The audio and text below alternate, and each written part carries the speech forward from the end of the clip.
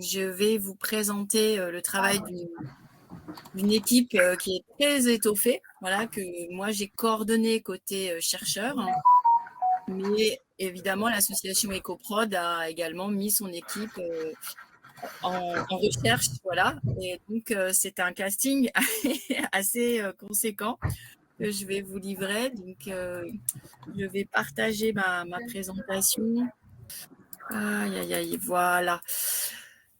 Donc voilà, donc c'était d'abord pour vous indiquer en effet que c'est une étude de l'impact de l'écoproduction audiovisuelle qui est en train de se mettre en place en France suite à l'éco-conditionnalité des aides mise en place par le CNC à partir de janvier 2024. Voilà, donc il va falloir présenter un double bilan carbone, donc prévisionnel et effectif. Et si l'on souhaite se différencier d'une certaine façon, eh bien, il est possible de demander un label EcoProd. Voilà. Et c'est sur ce segment label EcoProd qu'on a en grande partie travaillé avec toute cette équipe de chercheurs et toute l'équipe également d'EcoProd. L'idée ici, c'était donc de présenter l'équipe de recherche donc qui a travaillé avec moi et que j'ai co-coordonné. Donc j'ai travaillé avec Nathan Benkemoun qui est enseignant-chercheur en sciences de gestion et redirection écologique à l'école de Clermont et chercheur au CERMA. J'ai travaillé avec Laurent Creton, qui est professeur émérite en sciences de la communication, l'information de la communication de l'IRCAV, qui est notre labo commun à l'Université Sorbonne Nouvelle, et avec José Alloy, qui est professeur de physique et de sciences de la soutenabilité à l'Université Paris-Cité, et donc qui est chercheur au LEED.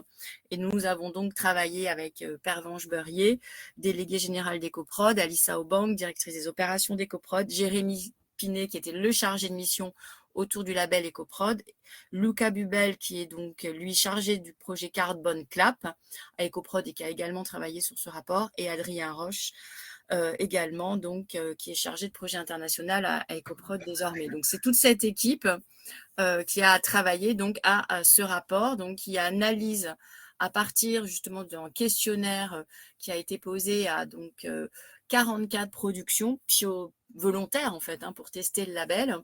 Et bien donc à partir des réponses à ce questionnaire, eh bien on a une analyse en 3 temps, c'est-à-dire socio-organisationnelle, c'est-à-dire comment on s'organise justement pour mener à bien une éco-production, quels sont les budgets en fait, quels sont au plan budgétaire les meilleures façons de budgéter une écoproduction, quelles sont justement les différentes ventilations des postes au plan du budget. Et puis également, on a une analyse environnementale avec d'une part une entrée par les données du Carbone Clap, donc une entrée carbone. Et avec José Alloy, on a été aussi un peu plus loin, c'est-à-dire en complément, bien sûr, de l'indicateur carbone, qui sont un indicateur matière, avec cette hypothèse que José Alloy pose d'un poids de tournage. Combien pèse un tournage au plan de sa matérialité, puisqu'on a un secteur, bon, comme beaucoup d'autres secteurs culturels, qui est extrêmement matériel. Et donc, c'est aussi une empreinte matérielle qui est donc en jeu.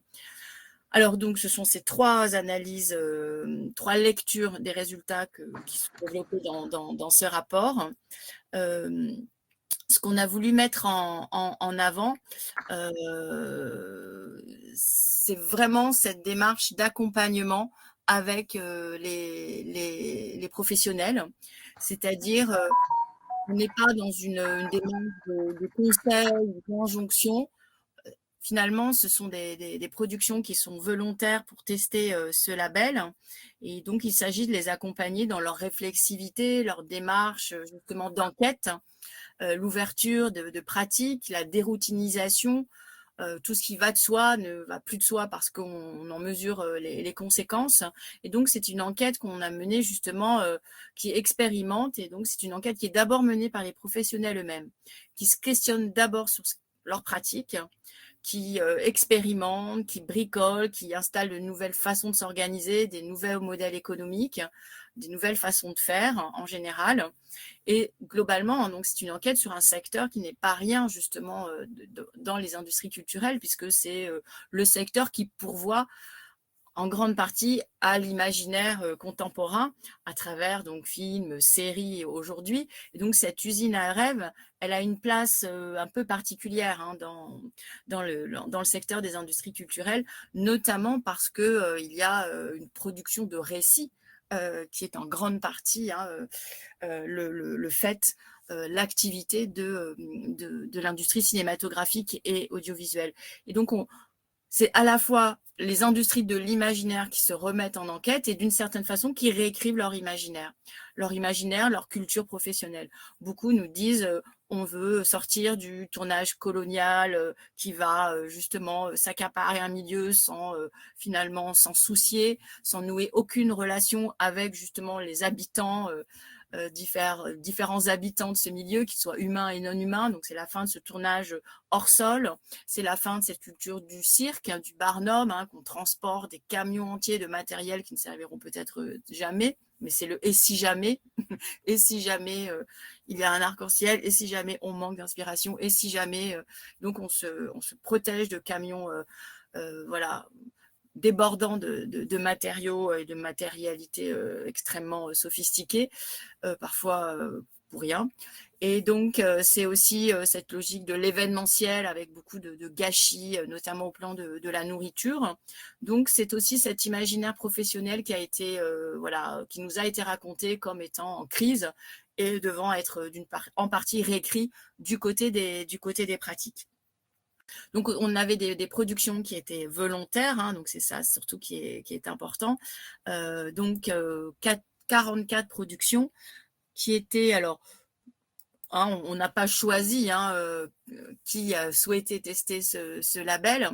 Donc, il se trouve qu'on a 66% de fiction, on a 9% de documentaire, 11% donc d'émissions de flux et 14% de publicité. Voilà.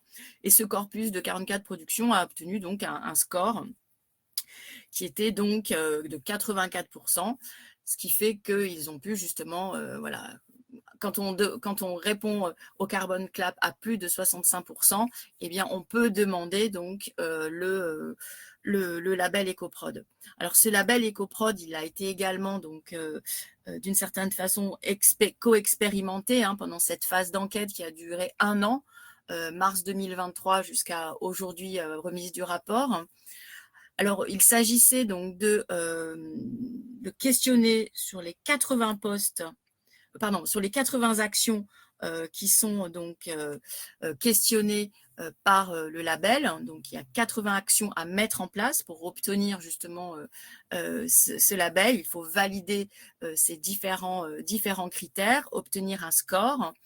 Et donc, ce sont 10 postes qui ont été donc étudiés. Donc, il y a production, communication, engagement, il y a l'éditorial, les bureaux, les lieux de tournage, les décors, les constructions des accessoires de tournage, les habillages, le maquillage, la coiffure, les déplacements, la régie, les moyens techniques et la post-production. Sur tous ces postes, il y avait un ensemble d'actions qu'il fallait compléter. Et autour justement de ce qui avait été mis en place, on a pu discuter de façon plus qualitative avec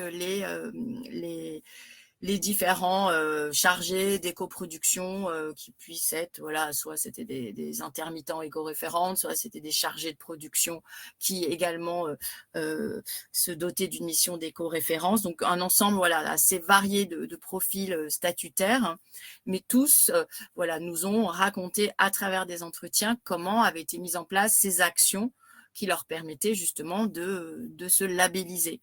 Donc on a à la fois des données qui sont quantitative, parce qu'on a justement toutes les actions qui ont été mises en place dans le cadre de ce label, mais on a également donc des données quantitatives, puisque le questionnaire était passé en conversation, en entretien semi-directif, hein, comme on dit.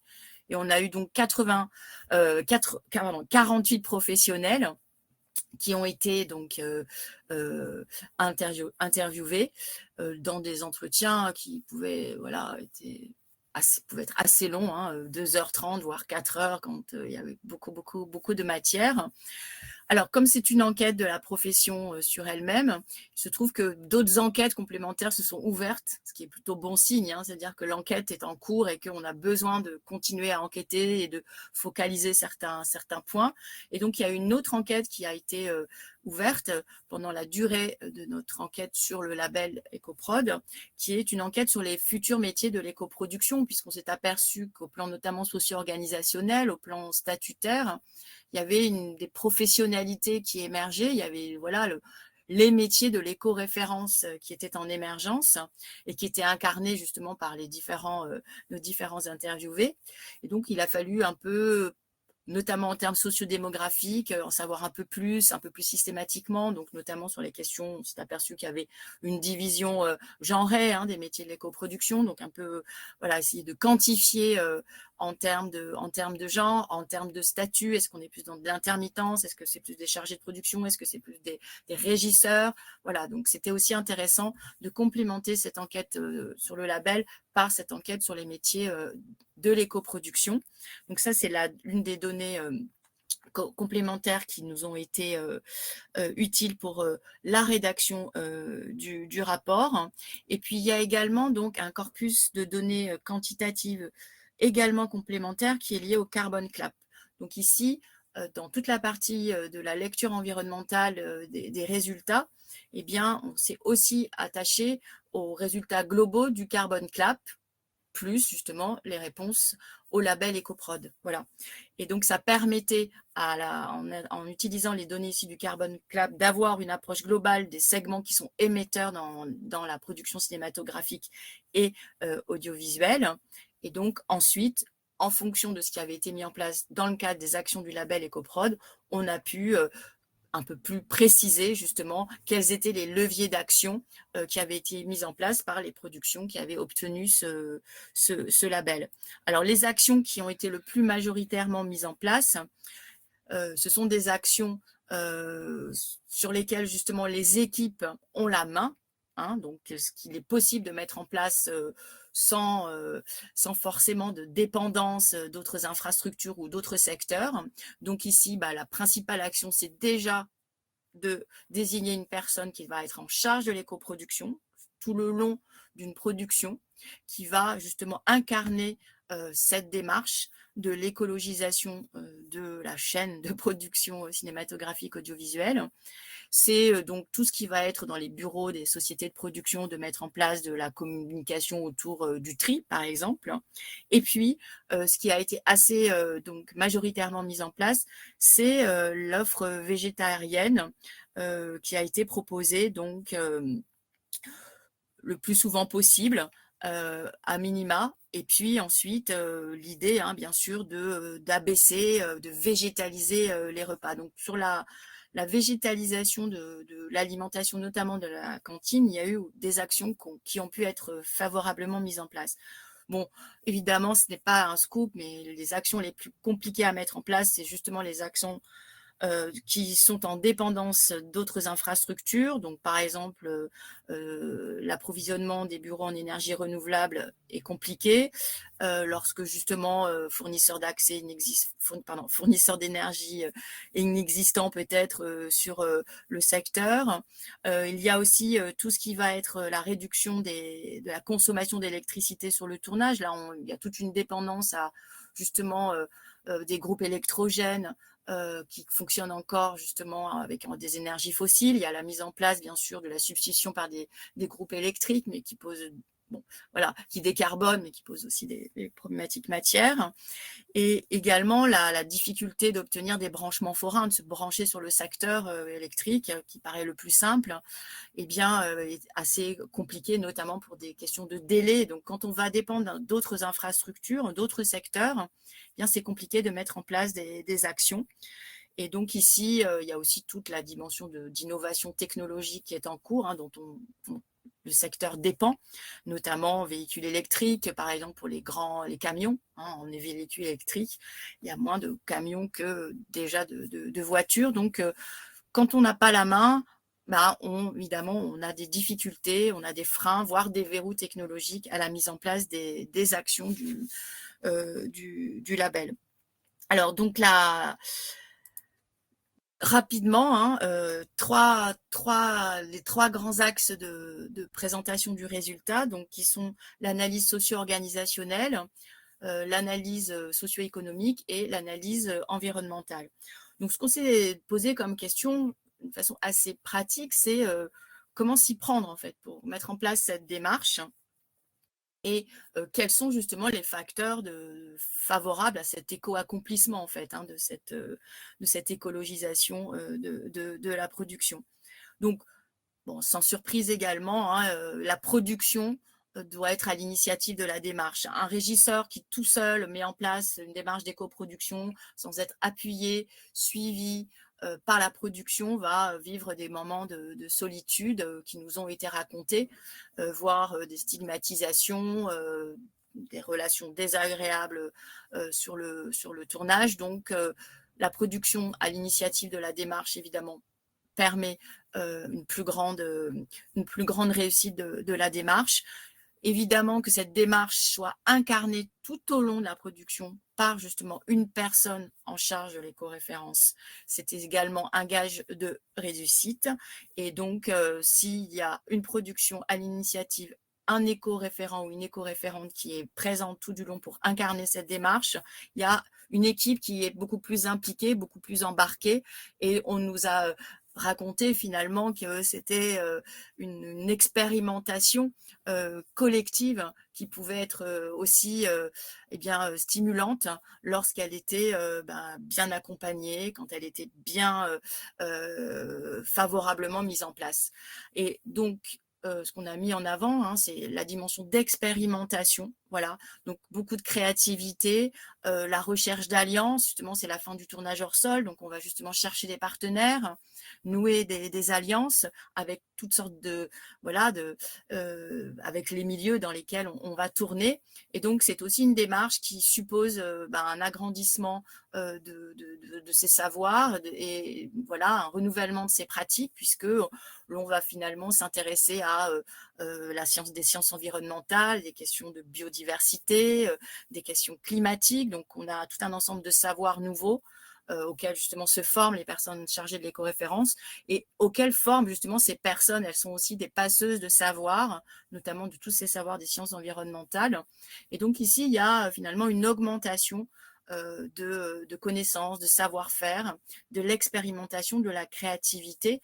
Et c'est là où cette démarche justement peut être aussi vécue comme impliquante, comme finalement donnant à une équipe des capacités d'agir aussi sur cette dimension écologique. Mais évidemment, il y a eu des, des verrous humains hein, qui ont été identifiés, qui sont toutes les questions d'asymétrie d'éco-responsabilité, c'est-à-dire qu'il y a une division sociale non égalitaire dans la démarche. Il y a notamment du côté de l'équipe artistique des asymétries, au sens tout le monde n'est pas forcément embarqué du côté de l'équipe artistique.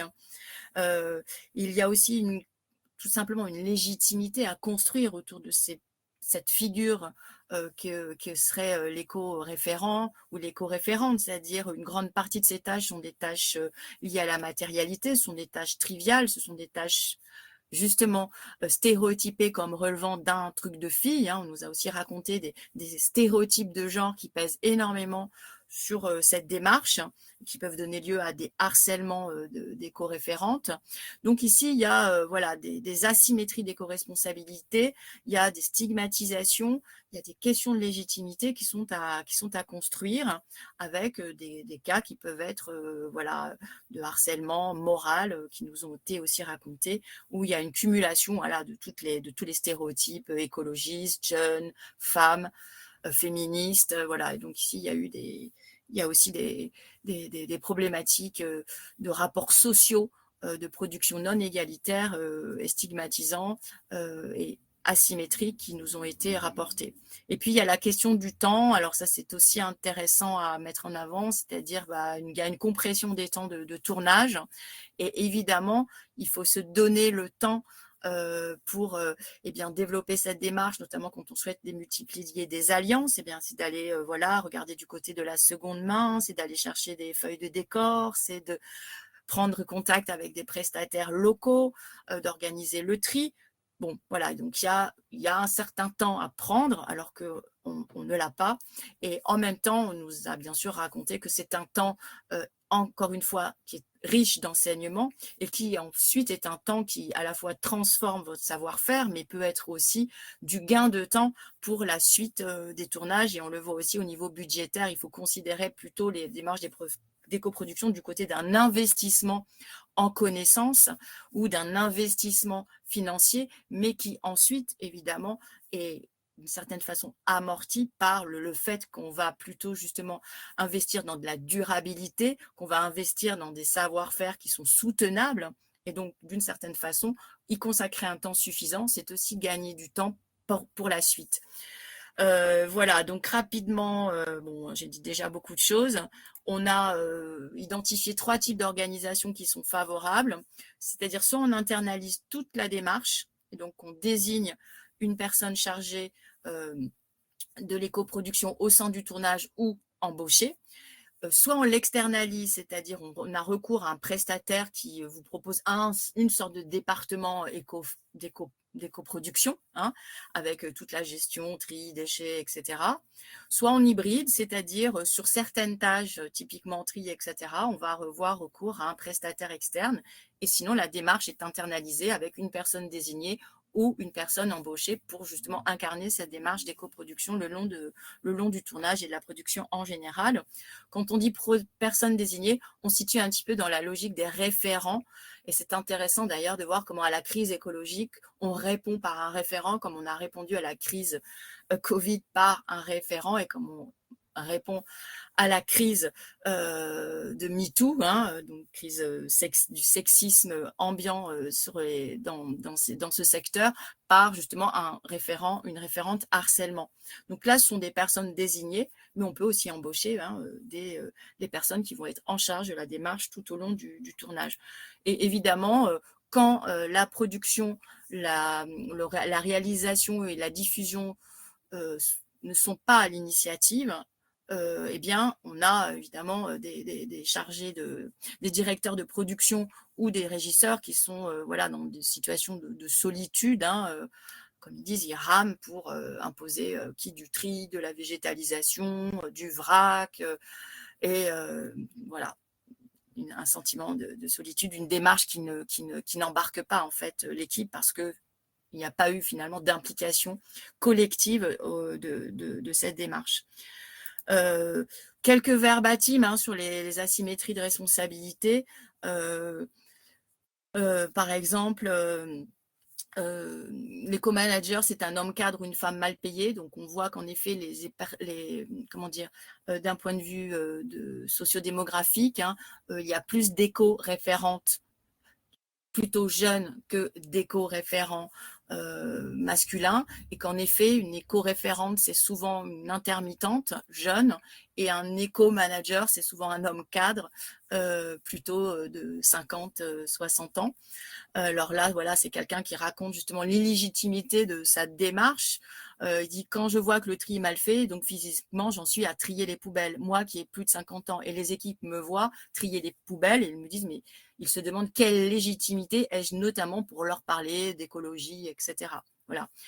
Ce qu'on s'est aussi aperçu, c'est qu'il y a des effets de minorisation assez inattendus. C'est-à-dire que finalement, ce qui est majoritaire, donc le viandard, le comédien qui voilà, se transporte ou habite dans une loge, eh bien, et toutes les stars en tout genre, finalement, toutes ces figures se trouvent minorisées quand l'équipe est embarquée dans cette démarche d'éco-production. Et donc, par exemple, toute la production, tous les talents, sauf la comédienne principale, ont joué le jeu en exemplarité. Cela a créé des tensions entre comédiens et on a avalé pas mal de couleuvres pour des caprices de stars et in fine, cela l'a marginalisé. Donc en fait, quand on n'embarque pas toute la production y compris les talents artistiques, il peut y avoir des conflictualités, mais qui peuvent voilà, donner lieu à des effets inattendus de minorisation. Enfin, ce qui est ce qui est la norme devient minoritaire lorsque cette démarche est adoptée par la grande partie de l'équipe. Et il y a aussi donc ces stéréotypes de genre. Hein. On s'aperçoit qu'il y a de plus en plus de personnes qui font des formations, mais il y a toujours des gens qui se moquent. Ouais, c'est un truc de fille. Mais de toute façon, ça va devenir obligatoire, notamment pour les fictions. Et ici, on a évidemment hein, cette reconduction hein, du stéréotype de genre qui pèse justement sur des tâches qui sont liées à la domesticité, hein, donc avec cette distinction entre la sphère de la reproduction où les femmes ont été maintenues pendant des siècles et auxquelles elles étaient attachées, notamment pour mener des activités de subsistance, hein, justement liées autour de l'alimentation, et puis la sphère de la production, qui aujourd'hui finalement va devoir s'intéresser à sa propre domesticité, à sa propre matérialité. Et ici, donc, on a un effet assez intéressant que la écoféministe a mis en avant, c'est comment une partie finalement de ces tâches liées à la subsistance qui relevaient de l'économie domestique se retrouve et peut se retrouver au centre de l'appareil de production. C'est le cas aujourd'hui avec l'éco-production et donc ça suppose évidemment des résistances, ça suppose évidemment tous ces effets de stéréotypes hein, qui montrent que c'est bien également une révolution continuiste entre à la fois une écologie environnementale, mais aussi toute une écologie des relations au travail qui est en jeu ici dans cette démarche d'éco-production. Et donc, on a bien mis en avant ce continuum en fait des écologies. Hein. On tourne dans un milieu, avec un milieu, et le tournage lui-même est un milieu dans lequel, évidemment, les relations doivent se penser de façon moins prédatrice et de façon justement moins asymétrique, moins hiérarchique. Et donc, c'est aussi profitable d'une certaine façon que de mettre en place cette démarche, car il y a aussi au niveau de l'ambiance de travail, certains nous ont raconté évidemment des traitements des uns et des autres qui sont plus favorables. Mais bon, ce n'est pas le cas de toutes les productions, puisque là, on avait des productions qui étaient volontaires. Voilà. Rapidement, donc pour ce qui est du budget de l'éco-production, l'idée ici, c'était d'en finir avec ce mythe en fait du surcoût que supposerait une éco-production, puisque s'il y a un surcoût, c'est qu'on estime que l'écocide ne coûte rien. Hein, donc c'est ce que Jason Moore appelle la cheap nature. Hein, donc la nature bon marché, elle est bon marché, la nature, on peut l'impacter, on peut déforester, on peut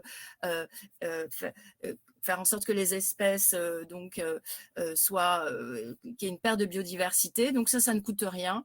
Mais alors, mettre en place une démarche d'éco-production, ça coûterait de l'argent. Ben non, ça ne coûte rien si justement on la budgète comme étant une nécessité comme les autres. Et donc ici, on a voilà étudié les différents types de budgets, des différents types de production qui s'étaient portés volontaires. Et le résultat, c'est que le coût supplémentaire de cette démarche d'éco-production, elle est entre 0 et 1% du budget. Et si on l'anticipe très en avant, et donc, si on l'internalise justement comme étant un élément du budget, eh bien, ça coûte zéro. Et ça coûte zéro surtout si on considère que détruire la nature a aussi beaucoup plus de coûts dont on voit aujourd'hui notamment les conséquences, par exemple, avec la hausse des assurances ou la non-assurabilité, notamment de certaines villes, par exemple au bord des côtes, etc. Donc voilà. Donc ici, on a aussi mis en avant hein, cette contradiction entre l'idée que ça coûte de l'argent, mais que d'être en démarche d'éco-production versus la nature impactée et qui n'aurait, voilà, ça ne coûterait rien. Ça serait la cheap nature qu'on pourrait reconduire, reproduire jusqu'à épuisement. Voilà. Alors ici, donc, le principal budget auquel est consacrée une éco-production, c'est l'embauche d'un référent ou d'un prestataire. Hein, donc, ça coûte en général 71% du budget. Ensuite, il y a toute la partie formation, puisque en effet, cette éco-référence, elle suppose de nouveaux savoirs, nouveaux savoir-faire. Donc ici, il y a une démarche d'expérimentation. Donc, il y a un coût d'entrée en termes tout simplement cognitifs. Donc, c'est ces formations qui peuvent aussi représenter une partie de la composition des coûts directs alloués à l'éco-production, plus la gestion des déchets, si elle est externalisée ou hybride. Et puis ensuite, il y a les contributions environnementales hein, qu'on ait en termes de compensation. Mais le grand résultat, c'est ça coûte entre 0 et 1 en coût direct. Et il faut aussi avoir en tête que ce sont la plupart du temps des investissements lorsqu'on a investi dans, par exemple, des fontaines à eau, des machines à café broyeuses, que l'on investit voilà, sur finalement de la durabilité. Eh bien, cet investissement, il va s'amortir de tournage en tournage. L'analyse environnementale, pour terminer, ce qu'il a été mis en avant, c'est justement quels sont les postes qui impactent. C'est-à-dire, on a parfois des idées toutes faites sur l'idée que la post-production coûterait beaucoup plus cher en empreinte, impacterait beaucoup plus au plan environnemental. Bon, la post-production, c'est de la matérialité, hein, c'est du data center, ça reste de la matérialité, donc ça rentre dans la partie matériaux. Et finalement, le principal poste émetteur dans une production, ce sont les matériaux. Ce sont les moyens techniques, post-production comprise, ce sont les décors, enfin tout ce qui relève de la matérialité. Vient en second le transport. Donc là, justement, la possibilité de mutualiser, de covoiturer, d'utiliser de la mobilité douce, le recours au train, etc. Et puis le troisième poste, c'est l'alimentation, notamment parce que le fait d'avoir une alimentation carnée articule le secteur à l'industrie agroalimentaire, et donc avec justement toute cette problématique justement de l'industrie agroalimentaire côté production de viande. Et donc ici, la végétalisation, elle permet justement de se déconnecter aussi de ce secteur impactant. Il y a l'idée que l'énergie, elle est finalement implicitée dans ces trois postes qui sont les matériaux, les transports et l'alimentation. Mais évidemment, sur des parties un peu plus spécifiques, comme par exemple le fait de pouvoir recourir à un fournisseur d'énergie renouvelable, etc., dans les bureaux des sociétés, ou de faire en sorte d'utiliser certains typiquement hein, des LED, etc., permettait peut-être voilà, de gagner en efficacité énergétique, mais toujours avec de la matérialité, puisqu'il y a un effet rebond sur les LED, typiquement, avec des effets nombreux, démultipliés, et donc c'est toujours malgré tout de la matérialité qui est en jeu, même quand on gagne en efficacité énergétique. Voilà. Donc ici, c'était d'indiquer quels sont les grands postes émetteurs, côté label, et aussi côté Carbon Clap, et donc identifier les dépendances et aussi identifier les leviers qui permettent dès à présent d'agir là où il est possible. Ensuite, il y avait cette problématique des outils hein, de comptabilité environnementale. Donc, on a cet indicateur carbone, mais finalement, la spécificité du tournage et de la production cinématographique audiovisuelle, c'est la matérialité.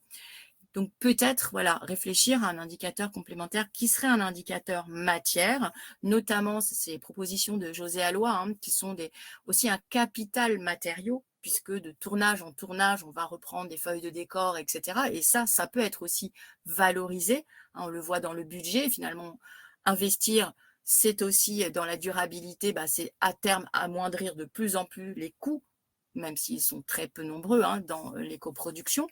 Donc, il y a aussi cette idée voilà, d'avoir à mettre en place peut-être un indicateur matière, donc prendre en compte le poids de la matière en complément de l'équivalent CO2.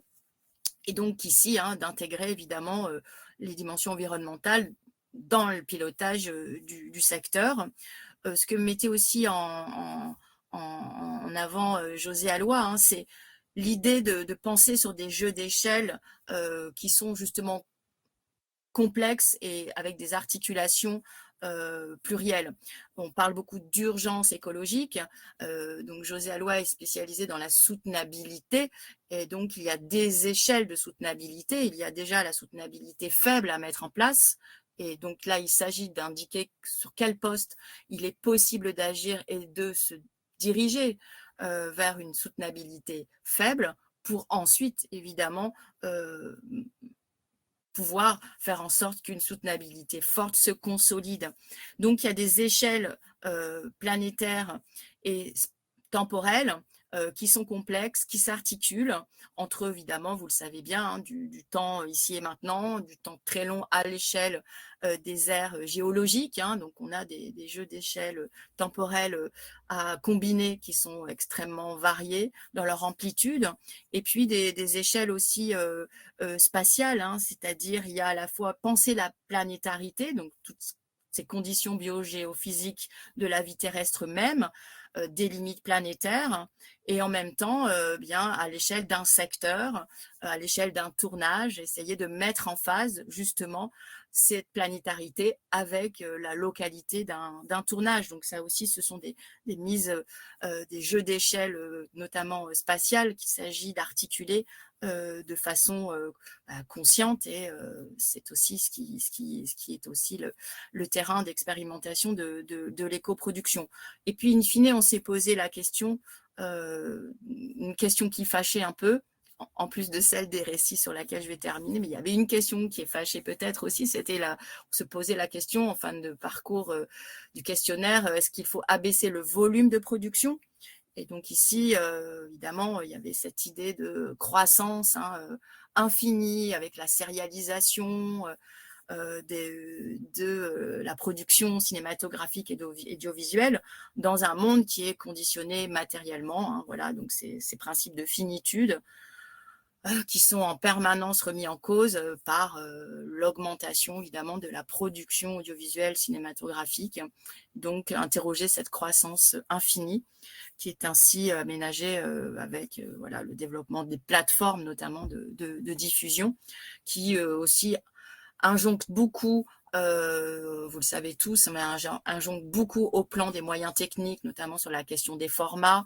Voilà, aujourd'hui Disney en 12K garde tous ses rushs en 12K. Bon, voilà, on sait qu'il y a très peu déjà de salles équipées en 4K. Donc bon, donc il y a aussi cette pression des diffuseurs qui joue aussi beaucoup sur l'empreinte de plus en plus importante de ce secteur.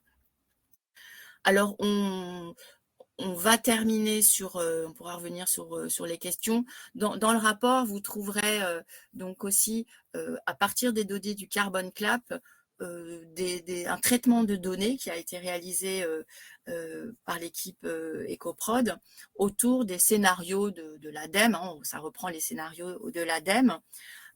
Donc le business as usual, le scénario frugal, et également les données du label EcoProd. Et ça permet finalement de faire jouer ces données et de comparer l'impact carbone avec donc différents types de scénarios, et de voir ce qui est abaissé en termes de construction de feuilles de décor, de repas des équipes, de déplacement des équipes et de l'énergie du tournage. Bon, sans surprise, hein, le business as usual qui est en rouge bien montre voilà les postes impactés toujours plus importants, et puis ensuite eh bien des scénarios de descente avec le label et la production frugale. Donc ça pose bien sûr hein, des questions de redirection et de stratégie à long terme, pilotées justement par des indicateurs environnementaux qui sont carbone et qui sont l'indicateur matière.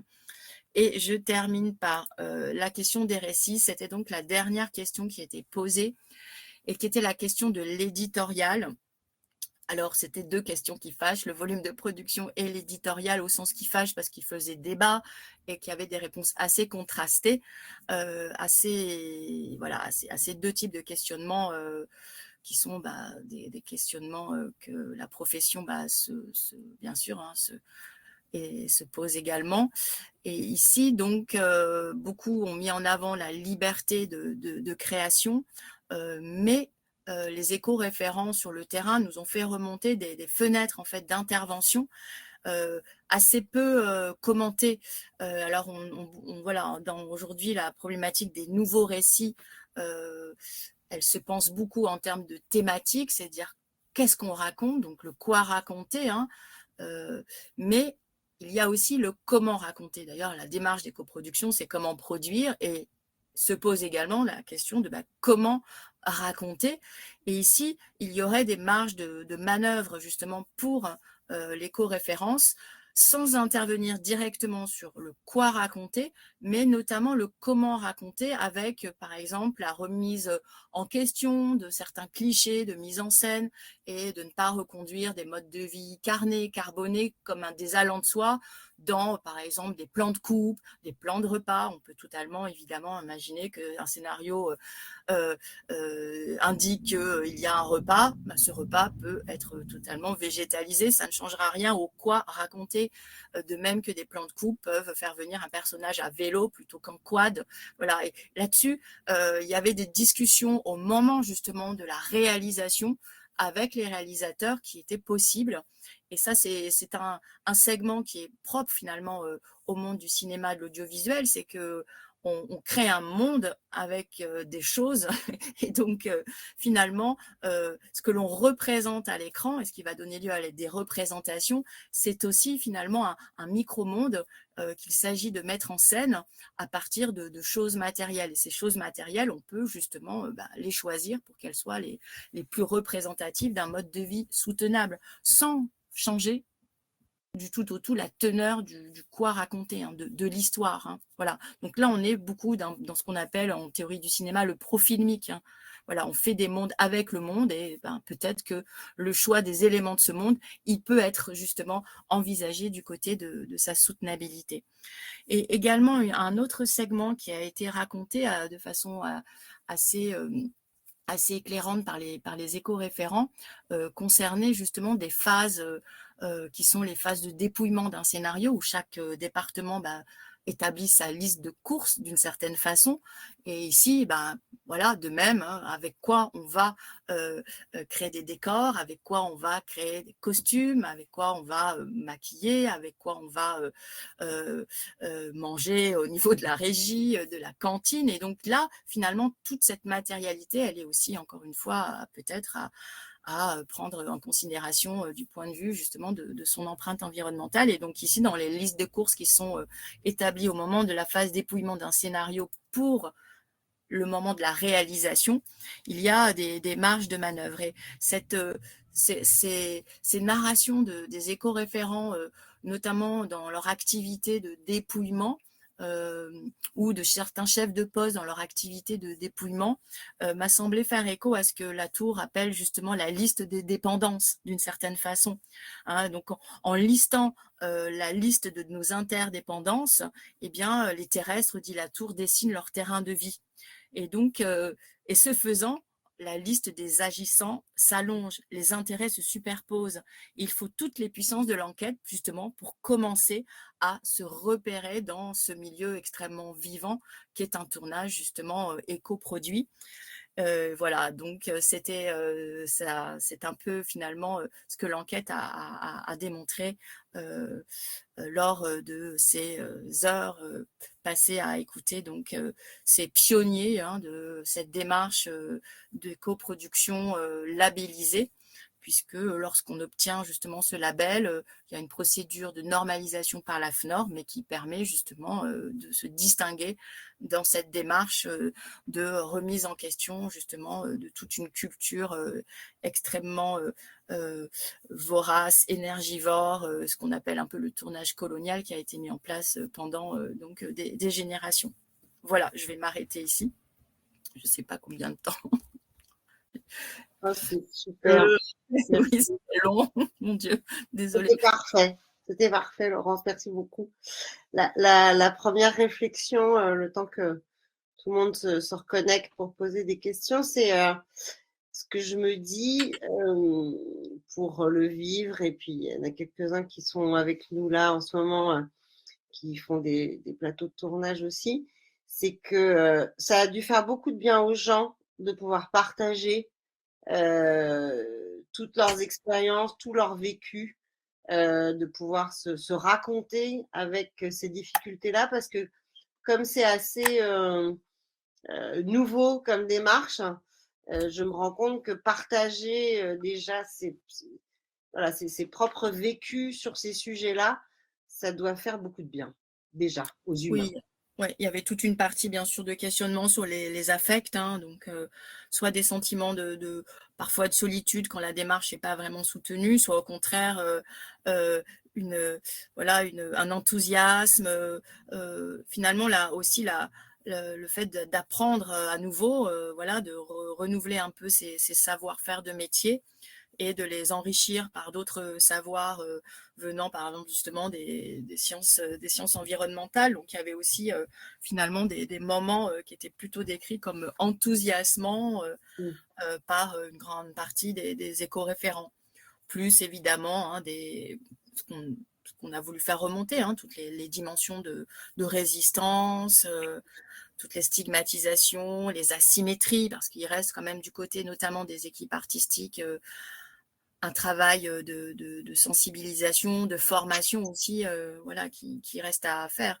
Disons que là, le CNC s'attaque au guichet production et donc voilà, les producteurs se mettent justement accueillent cette démarche un peu voilà dans le cadre de cette éco-conditionnalité, mais c'est pas le cas, mais c'est pas systématisé partout de la même façon, notamment du côté des équipes artistiques, même si justement il y a de plus en plus d'éco-contractualisation qui se mettent en place et que des réalisateurs eux-mêmes, via différentes instances, évidemment, se regroupent pour également abonder dans cette démarche.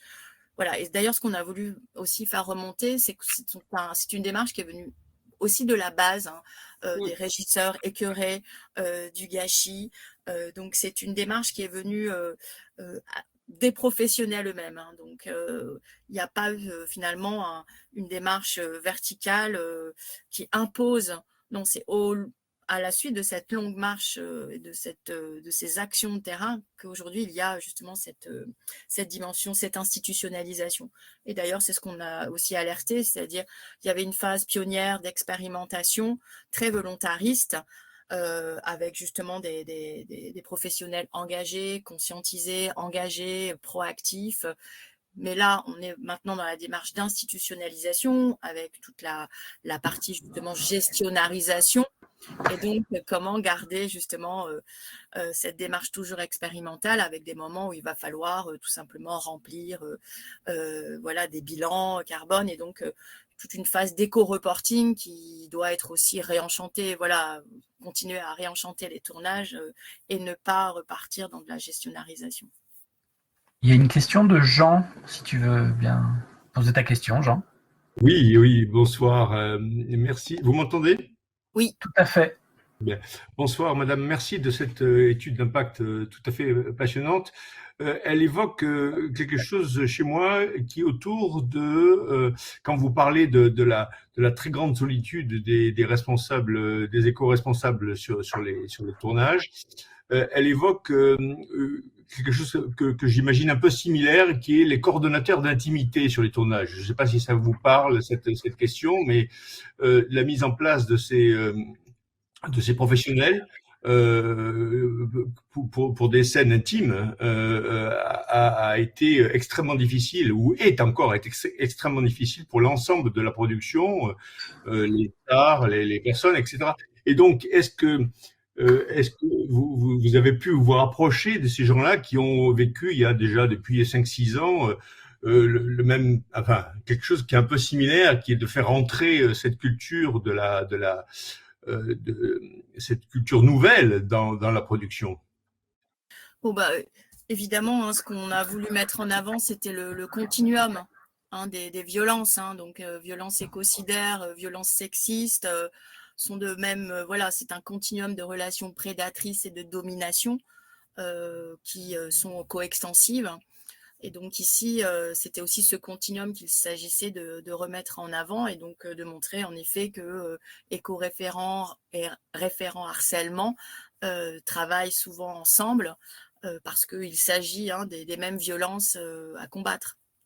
Donc on a cité notamment Félix Guattari hein, sur ce continuum des trois écologies mentale, sociale et environnementale, en disant voilà, c'est un continuum qu'il s'agit de penser ensemble. Donc évidemment, il y a, il y a, Oui, il y a, il y a de l'articulation entre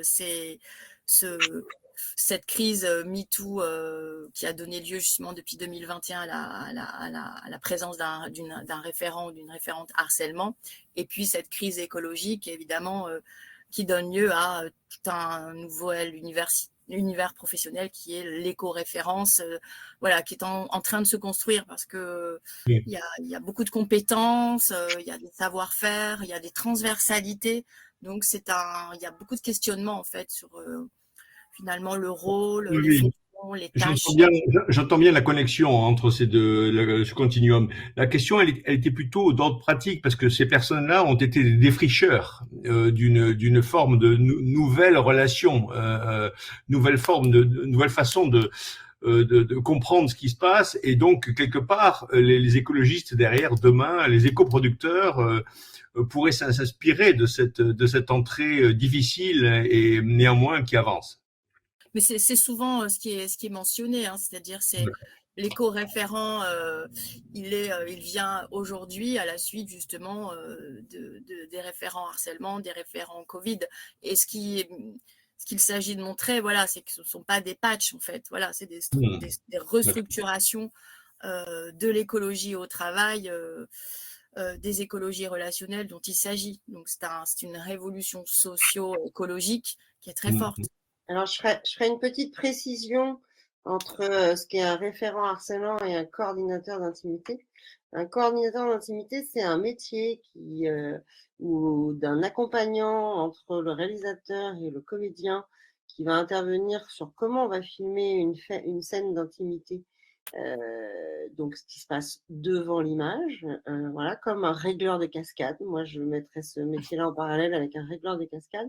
Un référent harcèlement, c'est la continuité de moi ce que j'appelle les élections de délégués syndicaux, donc on choisit, on demande à des gens dans les équipes d'être identifiés comme pouvant recevoir la parole d'une personne qui se plaindrait d'un comportement déviant à l'intérieur d'une équipe, pas devant l'écran, mais derrière l'écran, et qui est une personne qui ne soit pas possiblement de la production, qui soit pas dans des étapes de hiérarchie un peu compliquées et qui peut recevoir la parole.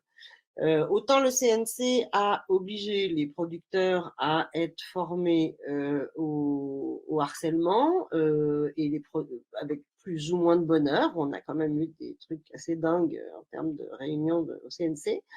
Je ne citerai personne, de gens qui ne comprenaient pas ce qu'ils faisaient là. Et autant je pense qu'en effet, le bilan carbone va obliger les producteurs, les productions à s'informer, on va pas dire à se former pour le moment, mais à considérer cette nouvelle axe de travail. Je suis assez d'accord que le mot référent là, à ce moment-là, se copie un peu sur le référent Covid. Et d'ailleurs, il y a des entreprises qui s'occupaient des coproductions ou de bilan carbone qui, pendant le Covid, sont devenus des référents Covid. Et puis après le Covid, comme le marché, on va dire, était volatile, ils sont revenus à l'éco-production. Et là, il y a quelque chose de l'ordre de. Moi, je trouve qu'au cinéma, de l'ordre de la santé qui pourrait être intéressant à considérer à cet endroit-là. Et par contre, ouais, c'est un peu flippant de se dire, moi, je n'ai pas été confrontée, mais de se dire que ce sont des postes qui se recoupent avec quelque chose de la sphère comment tu dis ça, Laurence, que ça soit les femmes qui s'occupent de ça et que du coup ça soit dévalorisé parce que ça serait pris en charge par des femmes. C'est la sphère de la reproduction en fait. Ouais, d'ailleurs, c'est bien la question de l'intimité, la matérialité. Et après, pour ce qui est de choper les talents, ce qu'on appelle les talents sur un plateau, et le coordinateur d'intimité en fait partie, et les coproductions pourraient en faire partie aussi, c'est que eux, les artistes, on les empêcherait de travailler. Voilà. Il y a un truc de l'empêchement qu'on les empêche d'œuvrer, quoi. Voilà, Merci. mais voilà, il y a des collectifs de réalisateurs qui se mettent en place à l'image des régisseurs et de toute la partie justement attachée à la matérialité sur un tournage qui se sont mobilisés. Donc, ce qui est intéressant, voilà, c'est que c'est des mouvements qui viennent d'organisations, d'instances en fait professionnelles. Donc, on voit que ça dote des capacités d'agir puisque on se mobilise, on crée des collectifs. Et donc, ça montre voilà, qu'on est dans un mouvement social aussi. Hein. C'est un secteur qui se met en mouvement et qui crée finalement des organisations, des collectifs, donc qui créent du social. Voilà. Et à propos du vivant, donc c'est des démultiplications d'organisations, d'agencements qui ne peuvent que revivifier en fait voilà, les différents milieux dans lesquels justement il y a par l'enquête, il y a le développement justement de tous ces nouveaux liens, de toutes ces nouvelles alliances. Donc c'est ce que dit la Tour, hein, la liste des agissants, elle se multiplie en ouvrant cette enquête. Et il y a de nouvelles entités sociales qui sont des collectifs mobilisés, des nouvelles figures, des nouvelles professionnalités, des nouveaux savoir-faire. Donc ça densifie, ça enrichit quand c'est porté, hein, quand c'est impliquant. C'était raconté de façon enthousiaste par certains référents qui étaient justement dans ces productions volontaires. Ils n'avaient d'ailleurs pas tous les mêmes. Enfin voilà, c'était des productions volontaires dont les budgets, les formats n'étaient pas comparables terme à terme. Hein. Mais l'engagement était là.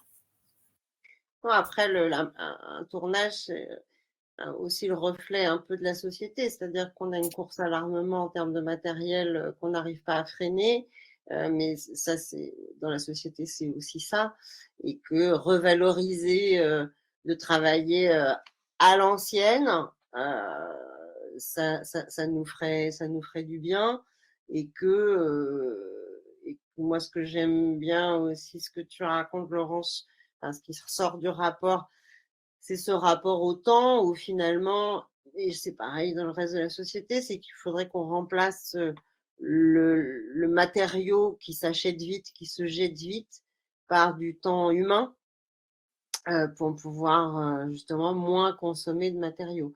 Et le chemin va encore être long pour ralentir sur les plateaux, je Ouais, ouais. pense.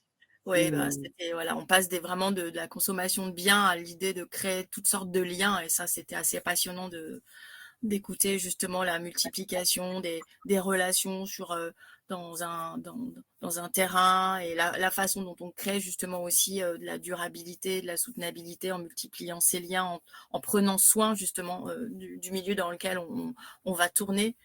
Et avec notamment, on le cite souvent cet exemple, hein, pour le besoin d'un décor, il y a une restauration d'un estaminet, aujourd'hui il est là et il est visité, donc ça crée aussi finalement un lieu de visite, et donc ça développe des économies, notamment toute cette circularité avec des nouveaux prestataires, des nouveaux métiers, des nouvelles fonctions.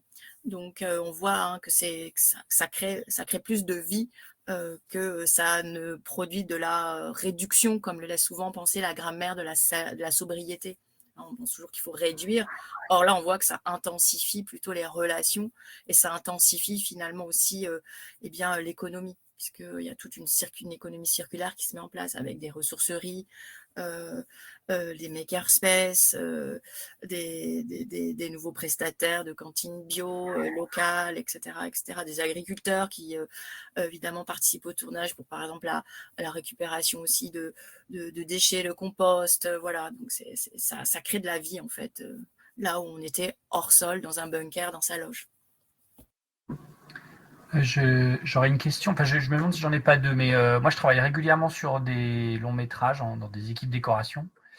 Et j'ai vu arriver des changements qui font vraiment plaisir à voir. Après, dans certains endroits, c'est clairement du bullshit. Ils vont vers la labellisation pour du financement, mais ils font rien du tout. Du coup, je voulais avoir ta réaction là-dessus, mais surtout, pendant ta présentation, il y a une diapo que j'aurais aimé voir que j'avais vue dans le rapport, mais que j'ai pas vu là. et où tu compares le budget vraiment du film avec son impact carbone, selon si c'est un gros film ou un petit film, si ça dure longtemps ou pas. Et ça m'évoquait le lien avec le rapport Oxfam qui dit que plus on est riche, plus on a un impact sur l'environnement. Est-ce que je l'avais lu un peu rapidement, cette page-là, est-ce que c'est vraiment ce qu'il en ressort ou est-ce que pas du tout?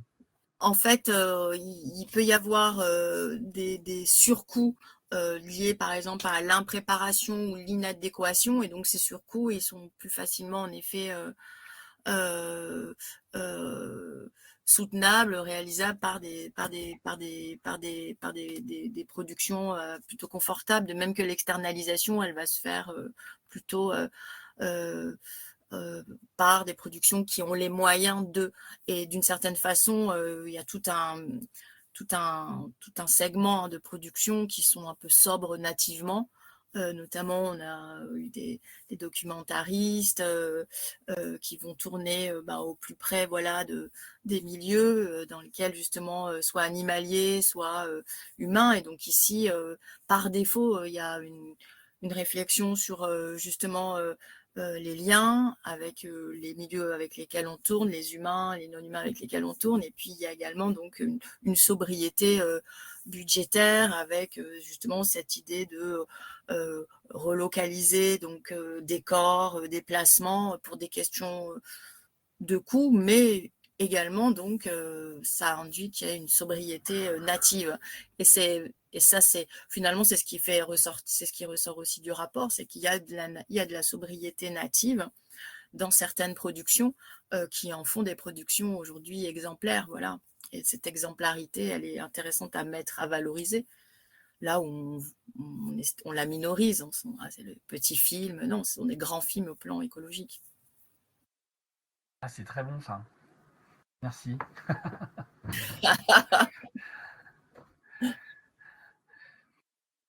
Mais en tout cas, c'est pas ce qui ressort. Plus un film a d'argent, plus il est impactant ou pas forcément? Ici, on avait des cas de figure, justement, de différents cas de figure, mais avec justement des productions qui avaient, si le budget avait été justement internalisé, la démarche internalisée, le budget coproduction internalisé, donc embauche référent, mais aussi prise en compte des différents coûts en les anticipant, avec des investissements notamment en termes, je sais pas, d'équipement, eh bien, le surcoût n'est pas visible en fait. C'est d'emblée considéré comme faisant partie des postes à budgéter. Donc c'était ça qui était intéressant, c'était d'essayer comment dire, de déconstruire ce mythe que c'est un surcoût, parce que donc c'est ce que j'ai dit, ça suppose que l'écocide ne coûte rien.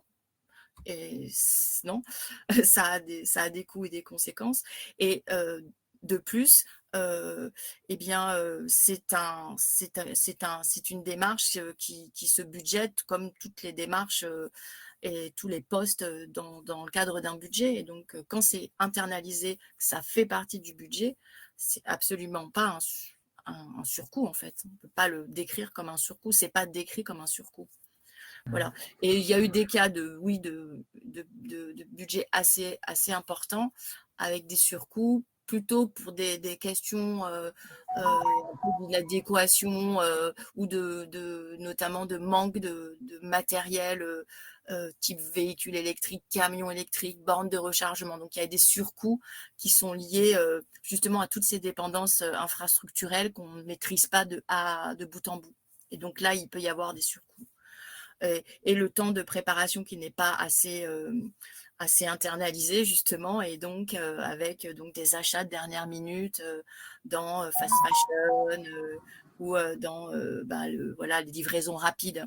Donc plus on internalise le temps en préparation, plus on internalise le budget pour justement investir dans cette démarche, et plus on internalise au niveau de l'organisation, eh bien, on est en zéro coût en fait.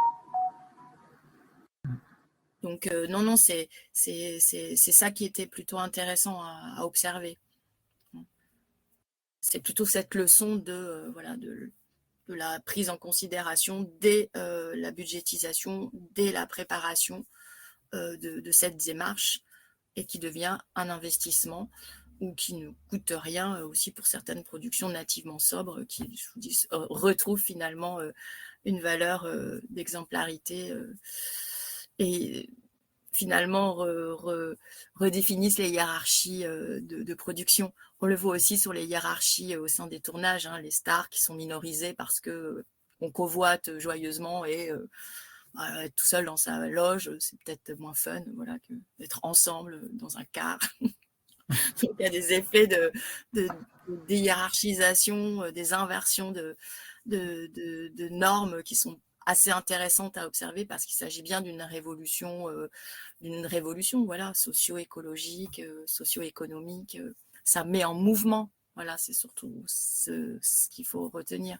Et ça met en mouvement de façon justement vivante et plutôt enthousiasmante et plutôt qui apporte de la connaissance, qui apporte du savoir-faire, des renouvellements, qui densifie, intensifie en fait aussi l'expérience qui est un tournage. C'est une expérimentation qui est sociale et pas que filmique, vous voyez. Et donc, il y a l'idée qu'il y a une micro-société qui est un tournage, qui est en train aussi de finalement d'expérimenter des formes de vie soutenables. On a eu aussi des verbatims du type ah bah, sur ce tournage, j'étais végétarien. Vous voyez, donc on fait des expériences de vie. Et c'est pas dans n'importe quel secteur qu'on peut finalement passer de monde en monde et de forme de vie en forme de vie et donc d'expérimenter ce que peut être une forme de vie soutenable le temps d'un tournage. Hein. Donc c'est quand même des micro-sociétés qui sont à l'œuvre ici. D'où le poids social au sens de ce qui est raconté, mais aussi le poids social de comment on le raconte, qui est très très important dans ce secteur, avec cette idée qu'on réalise un monde en fait, hein, on le réalise. On ne fait pas que le représenter, hein, il y a une dimension très performative. Voilà. Donc ça, c'est un peu des du tournage qui sont à remettre, ou les théories du film avec Stanley Cavell sur la projection du monde. Hein, il y a une dimension on réalise beaucoup plus dans une production audiovisuelle que peut-être dans d'autres. Il y a une dimension extrêmement performative, à la fois sur le tournage et sur l'écran. Oui, et ce qui est passionnant aussi dans la façon dont vous voyez les choses, c'est l'introduction, mais c'est à quel point les équipes de tournage peuvent arriver dans une rue qui normalement est une rue et que tout à coup ce jour-là c'est le décor et que à partir du moment où c'est le décor, ce n'est plus la vie, c'est juste un lieu de travail. Et en fait de repositionner ça pour avoir fait quelques années de régie, de dire non mais en fait il y a des gens qui vivent là. C'est pas juste ton lieu de tournage. Il y a des gens, oui, il y a quelqu'un qui a une vieille dame qui habite là, qui a besoin de sortir de son immeuble.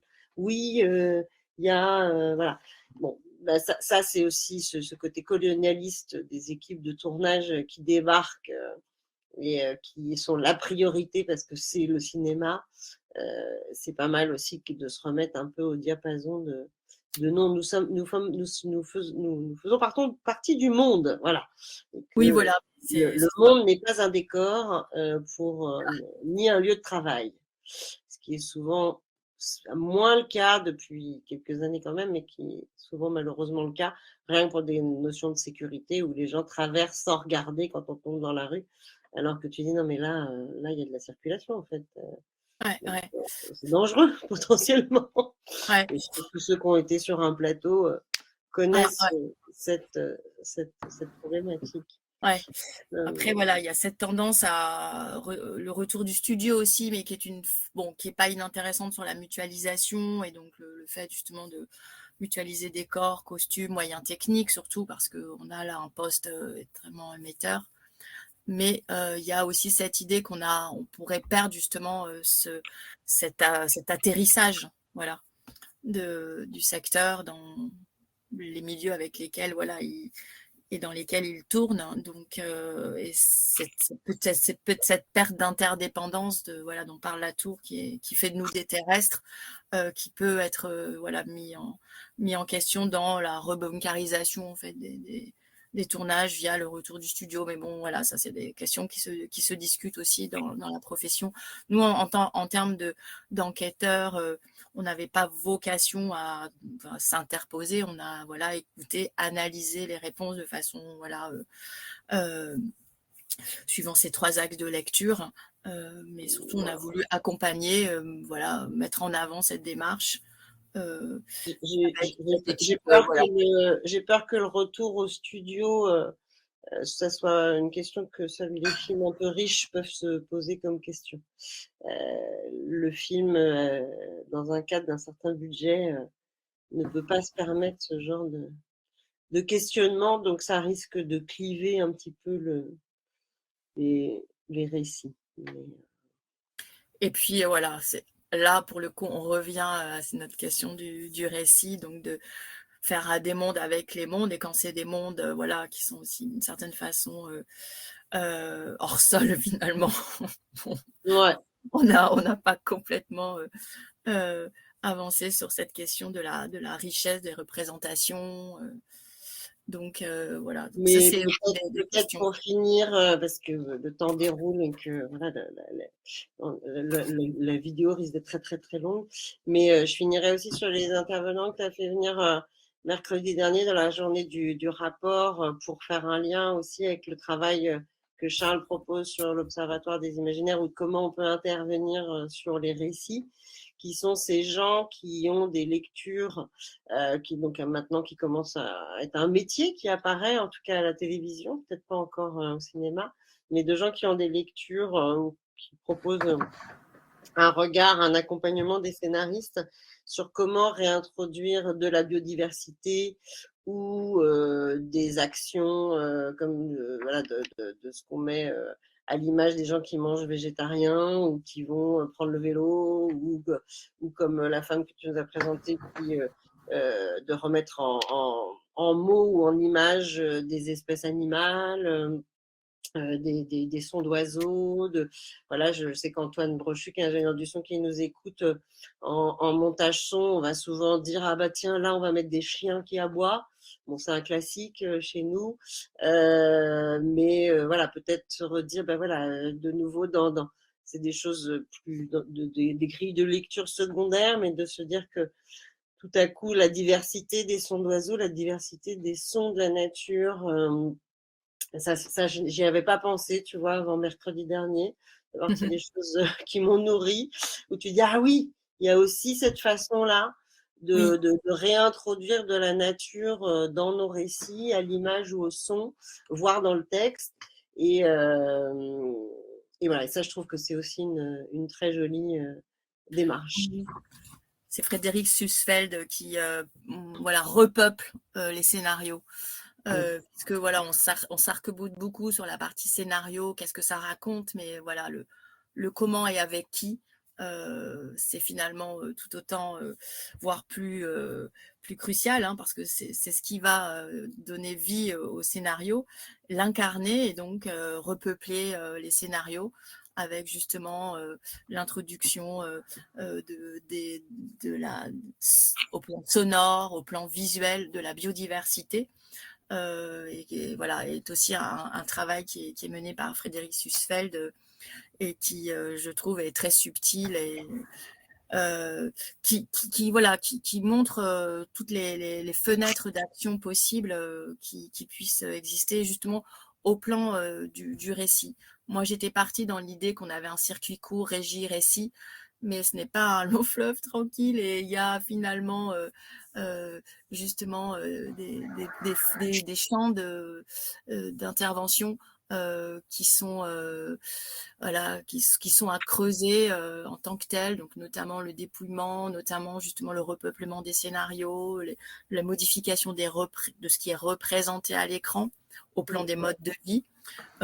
Tout ça, ce sont des actions possibles, en plus de ce qu'on appelle justement la lecture environnementale, avec un critère d'aberration environnementale qui est parfois mis en place dans les lectures de scénarios, c'est-à-dire on renonce à tourner certaines scènes, on renonce à certains effets visuels, on renonce à tourner de nouvelles images et de nouveaux sons. Et donc, il y a aussi, bien sûr, des lectures qui peuvent donner lieu à des choix un peu plus explicites aussi sur l'idée de... on n'abonde pas dans l'aberration environnementale au plan même du scénario lui-même. On rejoint la question de qu'est-ce qu'on raconte, en fait.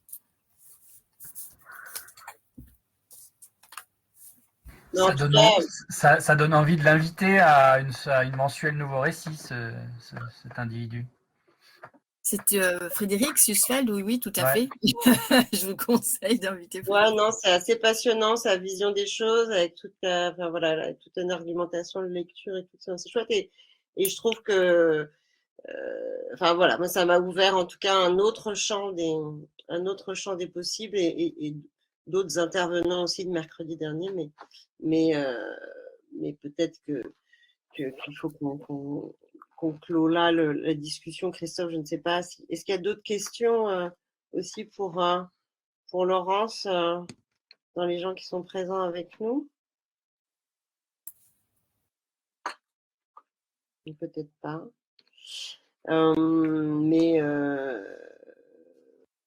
Je sais pas. Christophe, je te laisse peut-être conclure. Excuse-moi, c'est toi qui as plus l'habitude que moi pour ce genre de... Non, t'avais l'air bien parti, mais effectivement, c'est pas j'hésite. C'est aussi bien si on fait pas trop long. Je sais. Là, pour conclure plus tard. Ça fera déjà une vidéo d'1h20, c'est déjà pas mal, une fois que j'aurai enlevé le début, où on a mis du temps à démarrer. En tout cas, un grand merci, Laurence, pour cette présentation. Merci. Ouais, c'est formidable, Laurence. Merci pour tout ton travail, pour tout votre travail. Merci Laurent Creton, Nathan Benkemoun, José Aloa particulièrement, qui étaient mes partenaires de terrain et voilà, avec qui forcément on a cogité, analysé, structuré nos analyses. Donc voilà, je leur rends aussi un grand bel hommage par la même occasion. Je les remercie à cette occasion. Voilà. On diffusera avec grand plaisir votre travail aussi dans nos réseaux.